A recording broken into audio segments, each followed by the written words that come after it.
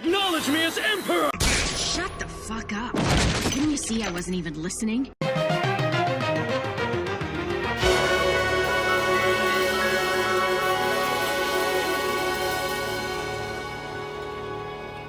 How Europe Underdeveloped Africa. Walter Rodney, 1973. Chapter 2. How Africa Developed Before the Coming of the Europeans Up to the 15th Century. 2.1 General Overview. Quote, before even the British came into relations with our people, we were a developed people, having our own institutions, having our own ideas of government. End quote. J. E. Casely Hayford, 1922. African Gold Coast nationalist. It has been shown that, using comparative standards, Africa today is underdeveloped in relation to Western Europe and a few other parts of the world, and that the present position has been arrived at, not by the separate evolution of Africa on the one hand and Europe on the other, but exploitation. As is well known, Africa has had prolonged and extensive contact with Europe, and one has to bear in mind that contact between different societies changes their respective rates of development. To set the record straight, fur operations are required. A. Reconstruction of the nature of development in Africa before the coming of Europeans. B. Reconstruction of the nature of development which took place in Europe before expansion abroad. C. Analysis of Africa's contribution to Europe's present developed state. D. Analysis of Europe's contribution to Africa's present underdeveloped state. The second task has already been extensively carried out in European literature, and only passing references need be made, but the others are all deserving of further attention. The African continent reveals very fully the workings of the law of uneven development of societies. There are marked contrasts between the Ethiopian Empire and the hunting groups of pygmies in the Congo forest, or between empires of the Western Sudan and the Khoisan hunter-gatherers of the Kalahari Desert. Indeed, there were striking contrasts within any given geographical area.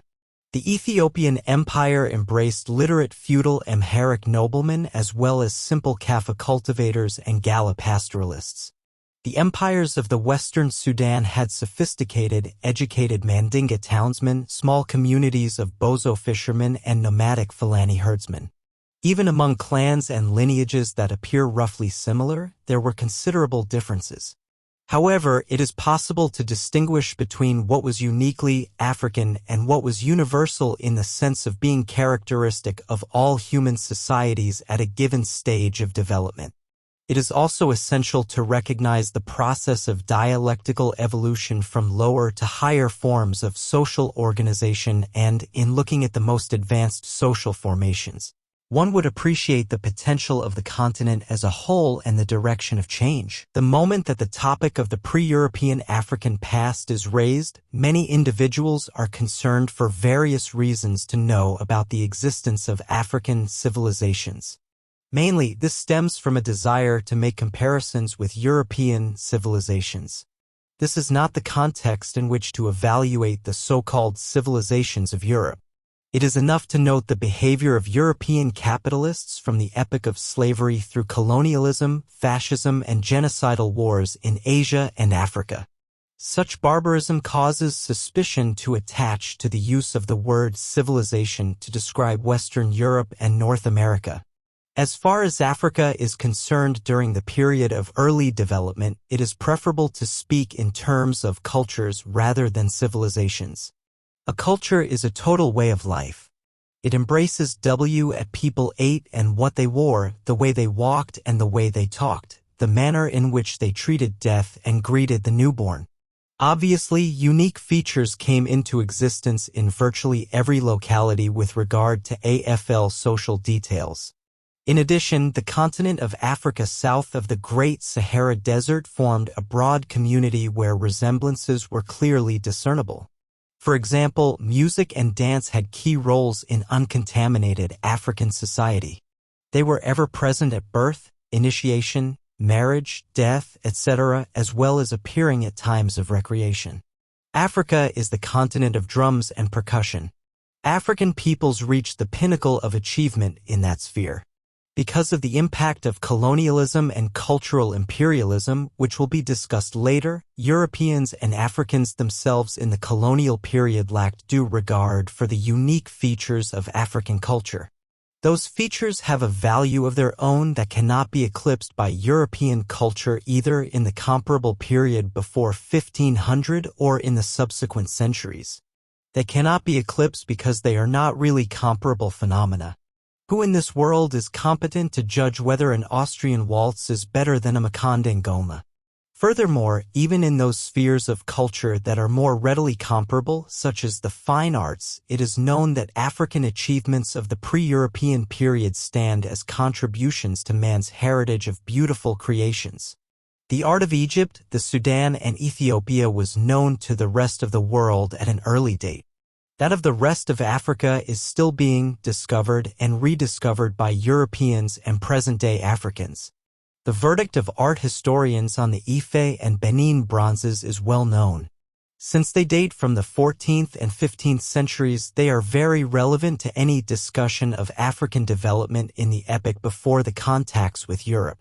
Nor should they be regarded as unusual except with regard to the material in which the sculptures were executed. The same skill and feeling obviously went into sculpture and artwork in non-durable materials, especially wood. African dance and art were almost invariably linked with the religious world outlook in one way or another. As is well known, traditional African religious practices exist in great variety, and it should also be remembered that both Islam and Christianity found homes on the African continent almost from their very inception. The features of the traditional African religions help to set African cultures apart from those in other continents. But in this present context, it is more important to note how much African religion had in common with religion elsewhere and how this can be used as an index to the level of development in Africa before European impact in the 15th century.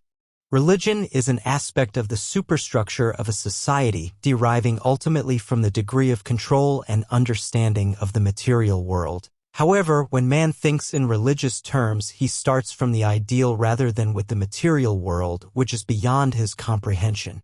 This creates a non-scientific and metaphysical way of viewing the world, which often conflicts with the scientific materialist outlook and with the development of society.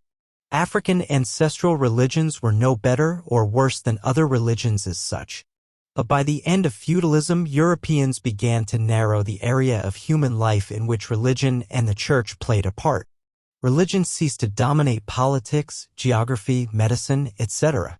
To free those things from religious restraints, it had to be argued that religion had its own sphere and the things of this world have their own secular sphere. This secularization of life speeded up the development of capitalism and later socialism. In contrast, religion pervaded African life in the period before the coming of the whites, just as it pervaded life in other pre-feudal societies, such as those of the Maoris of Australia or the Afghans of Afghanistan or the Vikings of Scandinavia. Religion can play both a positive and a negative role as an aspect of the superstructure. In most instances in early Africa, religious beliefs were associated with the mobilization and discipline of large numbers of people to form states. In a few instances, religion also provided concepts in the struggle for social justice. The negative aspects usually arose out of the tendency of religion to persist unchanged for extremely long periods, especially when the technology of earning a living changes very slowly. This was the case in African societies as in all other pre-capitalist societies. At the same time, the religious beliefs themselves react upon the mode of production, further slowing up progress in that respect. For instance, belief in prayer and in the intervention of ancestors and various gods could easily be a substitute for innovations designed to control the impact of weather and environment. The same kind of two-sided relationship also exists between the means of earning a living and the social patterns that arise in the process of work. In Africa, before the 15th century, the predominant principle of social relations was that of family and kinship associated with communalism. Every member of an African society had his position defined in terms of relatives on his mother's side and on his father's side. Some societies placed greater importance on matrilineal ties and others on patrilineal ties. Those things were crucial to the daily existence of a member of an African society because land, the major means of production, was owned by groups such as the family or clan, the head of which was responsible for the land on behalf of all kin, including foreparents and those yet unborn. In theory, this pattern was explained by saying that the residents in any community were all direct descendants of the first person who settled the land.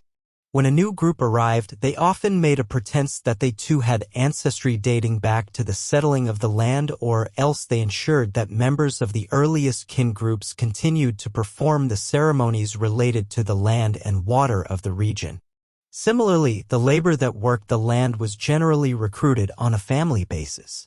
A single family or household would till its own plots, and it would also be available to share certain joint farming activities with other members of the extended family or clan. Annual hunts and river fishing were also organized by a whole extended family or village community. In a matrilineal society such as that of the Bemba, Zambia, the bridegroom spent a number of years working for the father of his bride, and many young men who had married daughters of the same household often formed work teams to help each other. In Dahomey, a young man did not go to live with his wife's family, but the Dakwi or work team allowed a son to participate in carrying out a task of some magnitude for the father of his wife. In both of those examples, the right of the father-in-law to acquire labor and the obligations of the son-in-law to give labor were based on kinship. This can be contrasted with capitalism, where money buys labor, and with feudalism, where the serf provides labor in order to have access to a portion of land which belongs to the landlord. Having been produced on land that was family property and through family labor, the resultant crops and other goods were distributed on the basis of kinship ties. If a man's crops were destroyed by some sudden calamity, relatives in his own village helped him. If the whole community was in distress, people moved to live with their kinsmen in another area where food was not scarce. In Akan country, Ghana, clan system was highly organized so that a man from Brong could visit Fanti many hundreds of miles away and receive food and hospitality from a complete stranger who happened to be of his own clan. Numerous examples could be brought forward to show the dominance of the family principle in the communal phase of African development. It affected the two principal factors of production, land and labor, as well as the system of distributing goods. European anthropologists who have studied African societies have done so mainly from a very prejudiced and racist position, but their researches can nevertheless provide abundant facts relating to family homesteads and compounds, to the extended family, including affinal members who join by association rather than by birth or marriage, and to lineages and clans which carried the principles of kinship alliances over large areas. However, while the exact details might have differed, similar social institutions were to be found among the Gauls of 11th century France, among the Viet of Indochina at the same date, and virtually everywhere else in the world at one time or another. Because communalism is one phase through which all human society passed. In all African societies during the early epoch, the individual at every stage of life had a series of duties and obligations to others in the society as well as a set of rights, namely, things that he or she could expect or demand from other individuals. Age was a most important factor determining the extent of rights and obligations. The oldest members of the society were highly respected and usually in authority, and the idea of seniority through age was reflected in the presence of age grades and age sets in a great many African societies. Circumcision meant initiation into the society and into adulthood. From that moment, a man was placed with others in his own age group and a woman likewise. Usually, there were at least 3 age grades corresponding roughly to the young, the middle-aged, and the old. In large parts of Europe, when communalism broke down, it gave way to widespread slavery as the new form in which labor was mobilized. This slavery continued throughout the European Middle Ages, with the Crusades between Christians and Muslims giving an added excuse for enslaving people.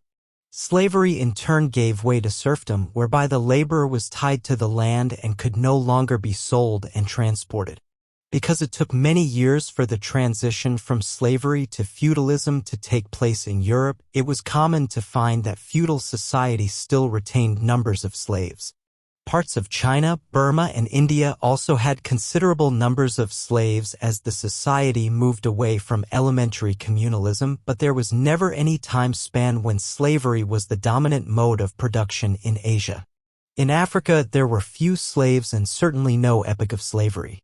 Most of the slaves were in North African and other Muslim societies, and in those instances a man and his family could have the same slave status for generations within the overall feudal structure of the society. Elsewhere in Africa, communal societies were introduced to the concept of owning alien human beings when they made captives in war. At first, those captives were in a very disadvantaged position comparable to that of slaves, but very rapidly captives or their offspring became ordinary members of the society. Because there was no scope for the perpetual exploitation of man by man in a context that was neither feudal nor capitalist. Both Marxists and non-Marxists alike, with different motivations, have pointed out that the sequence of modes of production noted in Europe were not reproduced in Africa.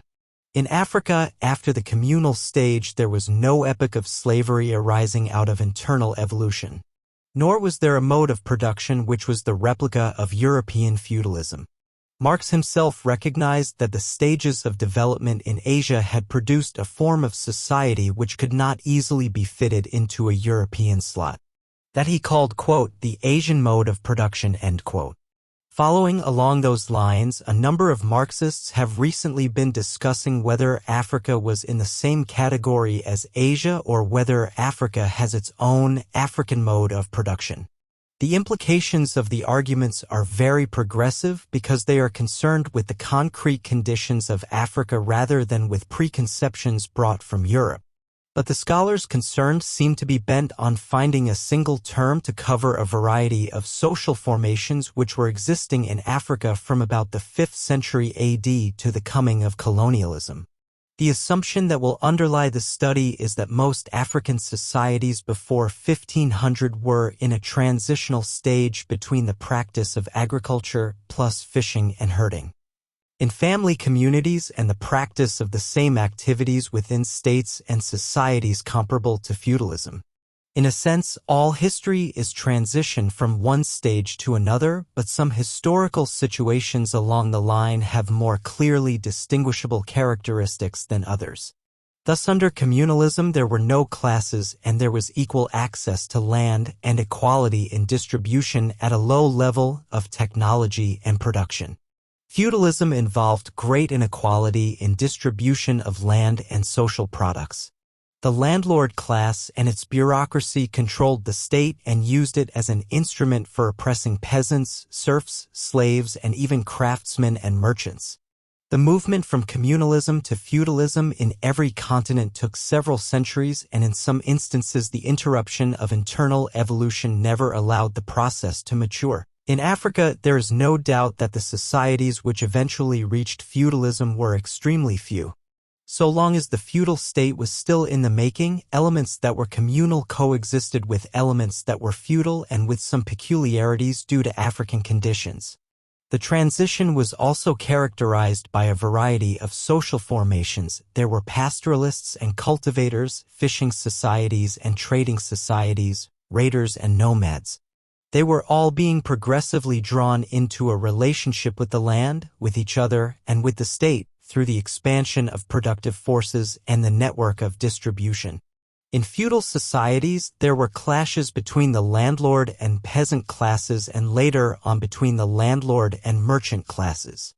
Under capitalism, the principal class contradiction inside Europe was between the proletariat and the bourgeoisie. Those hostile class relations provided the motive force within the respective societies. African communal societies had differences such as age grades and differences between ordinary members and religious leaders such as rainmakers. However, those were not exploitative or antagonistic relations. The concept of class as a motive force in social development had not yet come about, and in the communal phase one must look at the fundamental forces of production to understand the process of change. Using a number of methods and concepts, it is possible to reconstruct the most likely manner in which isolated family living was broken down and production increased. For instance, the rise of age grades can be seen as responding to the need for greater solidarity because age grades included and cut across many families. Similarly, communal labor was entered into by cross-sections of the community to make work more efficient. The Dokwi workgroup of Dahoma mentioned above had a wider application in serving the whole community to perform the heavy tasks of clearing land, house building, etc. With the offer of some food and beer or palm wine, a work team or workbee could be mobilized in a short time in most African communities, including those of the light-skinned Berbers of North Africa. Of course, while the organization of labor might have helped to produce more, the principal change in the productive forces was that which comprised new techniques. Using the word in its broadest sense to include both tools and skills in dealing with the environment and new plant and animal species. The first prerequisite for mastery of the environment is knowledge of that environment.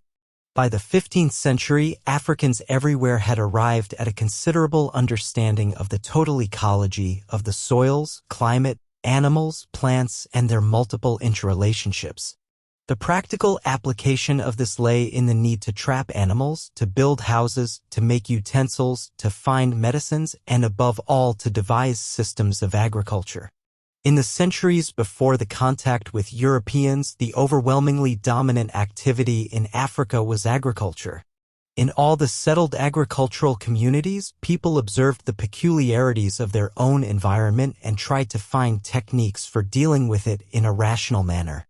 Advanced methods were used in some areas, such as terracing, crop rotation, green manuring, mixed farming, and regulated swamp farming. The single most important technological change underlying African agricultural development was the introduction of iron tools, notably the axe and the hoe, replacing wooden and stone tools. It was on the basis of the iron tools that new skills were elaborated in agriculture as well as in other spheres of economic activity. The coming of iron, the rise of cereal growing, and the making of pottery were all closely related phenomena. In most parts of Africa, it was in the period after the birth of Christ that those things came about. The rate of change over a few centuries was quite impressive. Millet and rice had been domesticated from wild grasses just as yams were made to evolve from selected wild roots. Most African societies raised the cultivation of their own particular staple to a fine art. Even the widespread resort to shifting cultivation with burning and light hoeing was not as childish as the first European colonialists supposed. That simple form of agriculture was based on a correct evaluation of the soil potential, which was not as great as initially appears from the heavy vegetation, and when the colonialists started upsetting the thin topsoil, the result was disastrous. The above remarks show that when an outsider comes into a new ecological system, even if he is more skilled, he does not necessarily function as effectively as those who have familiarized themselves with the environment over centuries. And the newcomer is likely to look more ridiculous if he is too arrogant. Realize that he has something to learn from the natives. However, it is not being suggested that African agriculture in the early period was superior to that of other continents. On the contrary, African standards of husbandry on the land and with livestock were not as high as those independently evolved in most parts of Asia and Europe. The weakness in Africa seemed to have been the lack of a professional interest in acquiring more scientific knowledge and in devising tools to lighten the load of labor as well as to transform hostile environments into areas suitable for human activity. As far as agriculture in Europe was concerned, this professionalism was undertaken by the class with a vested interest in the land, namely the feudalist landowners and later the capitalist farmers. It has previously been stated that development is very much determined by the social relations of production, i.e., those which have to do with people's functions in producing wealth. Where a few people owned the land and the majority were tenants, this injustice at a particular stage of history allowed the few to concentrate on improving their land.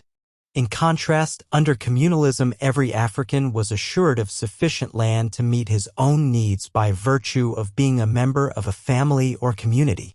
For that reason, and because land was relatively abundant, there were few social pressures or incentives for technical changes to increase productivity. In Asia, where much of the land was communally owned, there were tremendous advances in some types of farming, especially irrigated farming.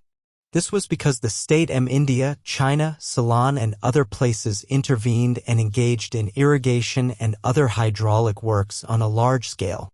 This was also true of North Africa, which in most respects followed a pattern of evolution similar to that of Asia. The African land tenure pattern was closer to that of Asia than to that of Europe, but even the most politically developed African states did not play the role of initiators and supervisors of agricultural development. One reason may have been the lack of population pressure and hence the scattered nature of settlements. Another may have been state concentration on trading non-agricultural products to the exclusion of other things. Certainly, when African societies became linked up with other social systems outside the continent on the basis of trade, little attention was paid to agriculture. When it comes to the question of manufacturing in Africa before the time of the white man, it is also essential to recognize where achievements have been underestimated. African manufactures have been contemptuously treated or overlooked by European writers because the modern conception of the world brings to mind factories and machines. However, manufactures means literally things made by hand, and African manufacture in this sense had appreciably. Most African societies fulfilled their own needs for a wide range of articles of domestic use as well as for farming tools and weapons. One way of judging the level of economic development in Africa 5 centuries ago is through the quality of the products. Here a few examples will be given of articles which came to the notice of the outside world. Through North Africa, Europeans became familiar with a superior brand of red leather from Africa which was termed Moroccan leather. In fact, it was tanned and dyed by Hausa and Mandinga specialists in northern Nigeria and Mali. When direct contact was established between Europeans and Africans on the east and west coasts, many more impressive items were displayed. As soon as the Portuguese reached the Old Kingdom of Congo, they sent back word on the superb local cloths made from bark and palm fiber and having a finish comparable to velvet. The Baganda were also expert bark cloth makers. Yet, Africa had even better to offer in the form of cotton cloth, which was widely manufactured before the coming of the Europeans. Well into the present century, local cottons from the Guinea coast were stronger than Manchester cottons. Once European products reached Africa, Africans too were in a position to make comparisons between their commodities and those from outside. In Katanga and Zambia, the local copper continued to be preferred to the imported item, while the same held true for iron in a place like Sierra Leone. It was at the level of scale that African manufacturers had not made a breakthrough. That is to say, the cotton looms were small, the iron smelters were small, the pottery was turned slowly by hand and not on a wheel, etc. Yet some changes were taking place in this context. Under communalism, each household met its own needs by making its own clothes, pots, mats, etc. That was true of every continent. However, economic expansion from there on was associated with specialization and localization of industry, people's needs being met by exchange. This trend was displayed in the principal African manufactures and notably in the cloth industry. Cotton fiber had to be ginned, separated from the seed, then carded and spun into yarn before being woven. Either the yarn or the woven cloth had to be dyed, and the making of the dye itself was a complex process. There was a time when all these stages would be performed by a single family, or rather by the women in a single family, as in Yorubaland. But economic development was reflected in the separation of dyeing from cloth making and the separation of spinning from weaving. Each separation marked greater specialization and quantitative and qualitative changes in output. European industry has been intensively studied, and it is generally recognized that in addition to new machinery, a most decisive factor in the growth of industry was the changeover from domestic production to the factory system, with the guild marking an intermediary stage. The guild was an association of specialists, passing on their skills by training apprentices and working in buildings set aside for that purpose. Africa, too, had elements of the guild system. At Timbuktu there were tailoring guilds, while in Benin guilds of a very restricted caste type controlled the famous brass and bronze industry. In Nup, now northern Nigeria, the glass and bead industry operated on a guild basis. Each Nup guild had a common workshop and a master. The master obtained contracts, financed the guild, and disposed of the product. Both his own relatives as well as strangers were free to enter the guild and learn the various specialized tasks within the glass industry. What this amounted to was simply that there was increasing specialization and division of labor. Traditional African economies are usually called subsistence economies. Often, small villages farmed, hunted, fished, etc., and looked after themselves independently with little reference to the rest of the continent. Yet, at the same time, the vast majority of African communities fulfilled at least a few of their needs by trade. Africa was a continent of innumerable trade routes. Some extended for huge distances like the routes across the Sahara or the routes connected with Katanga copper. But in the main, it was trade between neighboring or not too far distant societies. Such trade was always a function of production. Various communities were producing surpluses of given commodities which could be exchanged for items which they lacked. In that way, the salt industry of one locality would be stimulated while the iron industry would be encouraged in another. In a coastal, lake, or riverine area, dried fish could become profitable, while yams and mi-for-let would be grown in abundance elsewhere to provide a basis for exchange. The trade so readily distinguishable in every part of the continent between the 10th and 15th centuries was an excellent indicator of economic expansion and other forms of development which accompanied increasing mastery over the environment. As part of the extension of trade, it was noticeable that barter was giving way to some forms of money exchange. Barter was generally practiced when the volume of trade was small and when only a few commodities were involved. However, as trade became more complicated, some items began to be used as the standards for measuring other goods. Those items could be kept as a form of wealth easily transformed into other commodities when the need arose. For example, sa-40, cloth, iron hose, and cowrie shells were popular forms of money in Africa apart from gold and copper, which were much rarer and therefore restricted to measuring things of great value. In a few places, such as North Africa, Ethiopia, and the Congo, the monetary systems were quite sophisticated, indicating that the economy was far removed from simple barter and subsistence. There were many other changes of a socio-political nature accompanying the expansion of the productive forces. Indeed, things such as agricultural practices, industry, trade, money, and political structures were inseparable, each interacting with the others. The most developed areas of Africa were those where all the elements converged, and the two socio-political features which were the outstanding indices to development were the increase of stratification and the consolidation of states. The principles of family and deferment to age were slowly breaking down throughout the centuries preceding the arrival of Europeans in their sailing ships. Changes in technology and in the division of labor made that inevitable. The introduction of iron, for example, gave economic and military strength to those who could make and acquire it. Better tools meant more food and a greater population, but the latter tended to outrun the supplies of material goods, and the possibilities of wealth opened up by the possession of iron were seized upon by a few to their own advantage.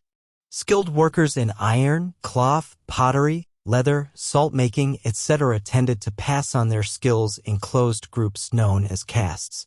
That ensured that the division of labor operated in their favor because their position was privileged and strategic.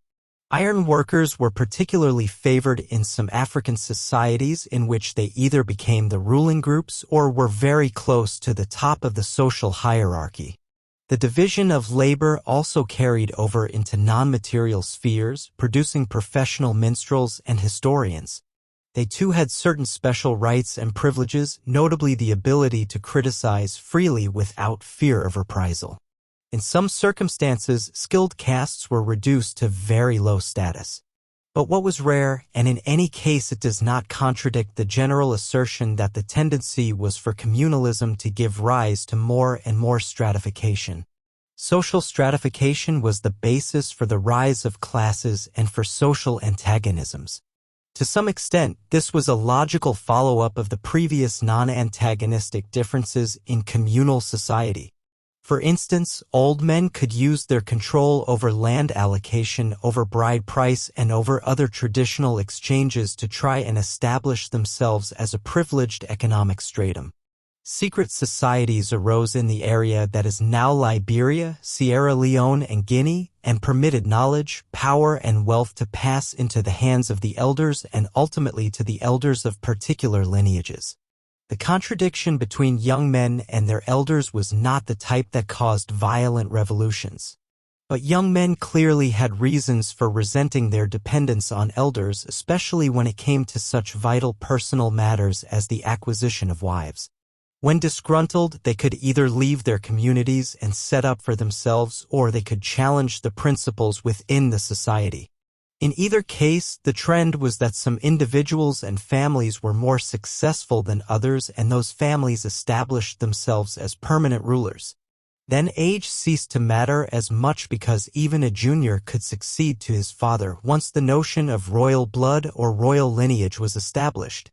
In the period of transition, while African society retained many features that were indisputably communal, it also accepted the principle that some families or clans or lineages were destined to rule and others were not. This was true not only of cultivators but of pastoralists as well. In fact, livestock became unevenly distributed much more readily and those families with the largest herds became socially and politically dominant. An even more important aspect of the process of social stratification was that brought about by contact between different social formations.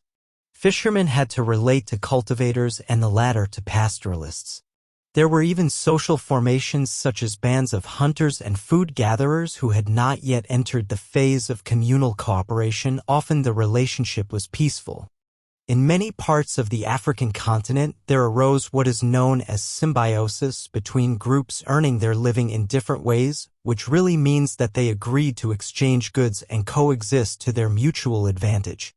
However, there was also room for considerable conflict, and when one group imposed itself by force on another, the result was invariably the rise of social classes with the conquerors on top and the conquered at the bottom. The most common clashes between different social formations were those between pastoralists and cultivators.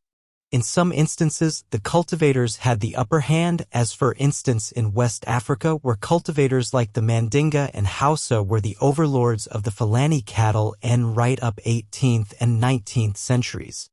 The reverse situation was found in the Horn of Africa and most of East Africa. Another type of clash was that in which raiding peoples took power over agriculturalists, as happened in Angola and in and around the Sahara, where the Moors and Tuareg exacted tribute from and even enslaved more peaceful and sedentary peoples. The result in each case was that a relatively small faction held control of the land and, where relevant, cattle, mines, and long-distance trade. It meant also that the minority group could make demands on the labor of their subjects, not on the basis of kinship but because a relationship of domination and subordination existed in truly communal societies. The leadership was based on religion and family ties. The senior members of the society shared the work with others and received more or less the same share of the total product. Certainly no one starved while others stuffed themselves and threw away the excess. However, once African societies began to expand by internal evolution, conquest, or trade, the style of life of the ruling group became noticeably different. They consumed the most and the best that the society offered. Yet, they were least directly involved in the production of wealth by farming, cattle herding, fishing, etc. The ruling class and the kings in particular had the right to call upon the labor of the common man for certain projects and for a given number of days per year. This is known as corvée labor, from a similar procedure followed in feudal France. Such a system meant greater exploitation and at the same time greater development of productive resources. Social stratification as outlined above went hand in hand with the rise of the state. The notion of royal lineages and commoner clans could not have any meaning except in a political state with a concrete geographical existence. It is significant that the great dynasties of the world ruled over feudal states. To the European or European-trained ear, the names of the Tudors, Bourbons, Hohenzollerns, and Romanovs would already be familiar. Japan had its Kamakuras and its Tokugawas, China had its Tang and its Ming, India had its Guptas and its Marathas, and so on. All of those were feudal dynasties existing in a period some centuries after the birth of Christ, but in addition there were dynasties which ruled in each of those countries before feudal land tenure and class relations had fully crystallized. It means that the transition to feudalism in Europe communalism gave way to slaver and therefore dynasties and strong states were present on the eve of the slavery epoch. And Asia saw the rise of ruling groups and the state as interdependent parts of the same process. In that respect, Africa was no different.